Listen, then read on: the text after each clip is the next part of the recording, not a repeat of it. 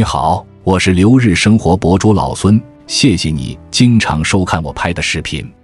对于很多小众养殖项目，乍一听好似是骗局一般，但是在一个行业里待久了，你就会发现，这个行业有人进来也有人出去，有人月入上万，也有人赔得精光。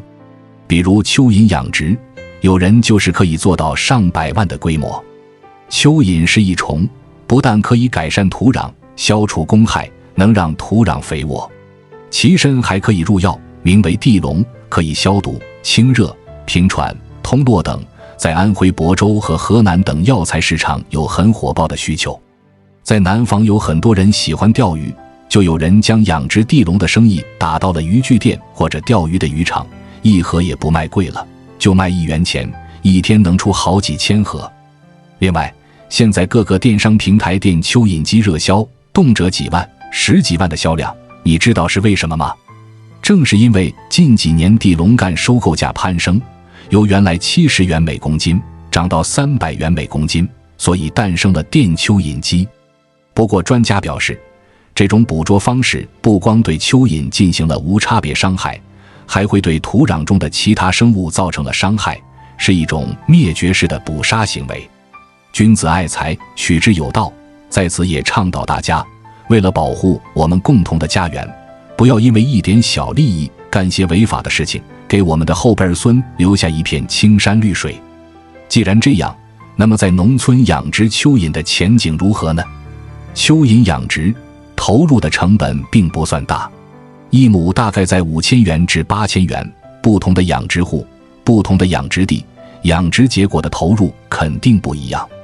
下面来做一个具体分析。蚯蚓种，一亩地可以投放蚯蚓重300斤，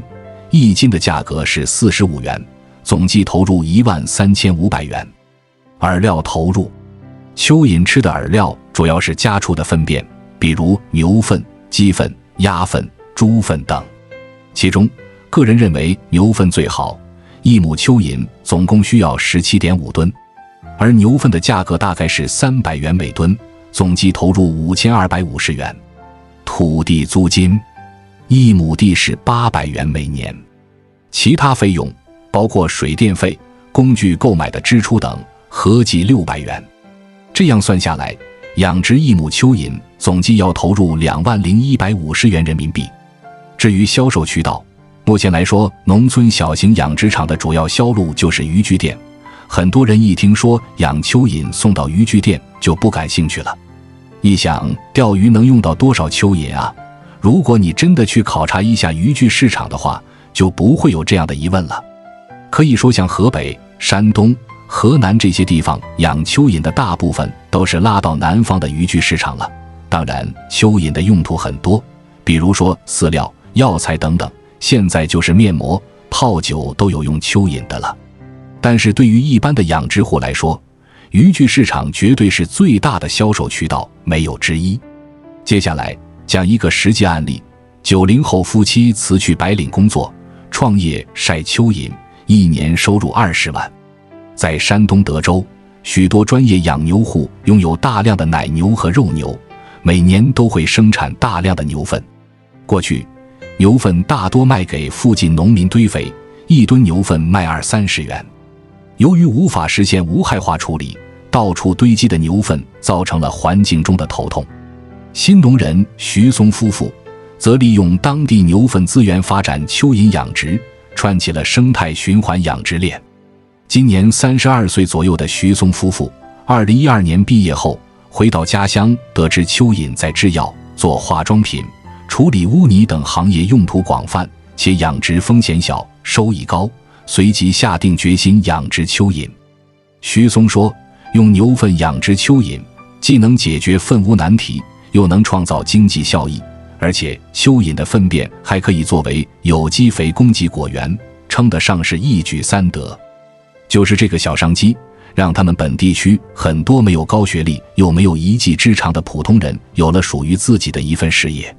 徐松夫妇起初也是跟着朋友入行，慢慢先从小作坊做起，主要业务来源是靠给当地的渔具店送蚯蚓。虽然那时候辛苦，收入也不高，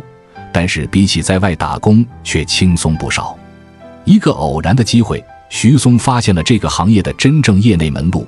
制定了一套晒蚯蚓的商业模式，从此业务量几乎翻了1倍。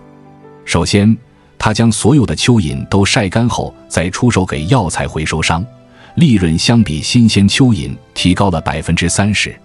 第二，他在当地打出回收蚯蚓、收蚯蚓干的广告，让当地的农民帮他去养殖蚯蚓，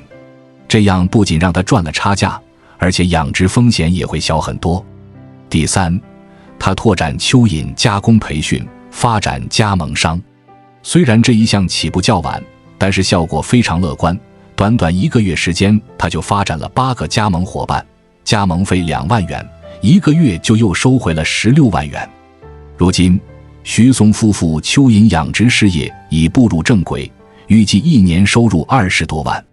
对于未来，他想利用自己的计算机专业和互联网思维，让产业得以更好的发展。从徐松夫妇的创业经历来看，影响一个行业能否挣到钱的因素不只是行情，而是自己的经营能力。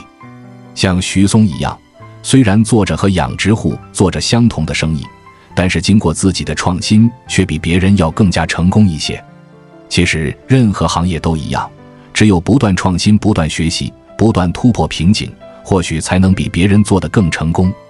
当然了，也别光看到人家光鲜的一面，人家在家里出力流汗的时候，你可没看到，养那么多蚯蚓，土肥湿了干了都不行，天气热了冷了也不行，下雨下雪更是提心吊胆。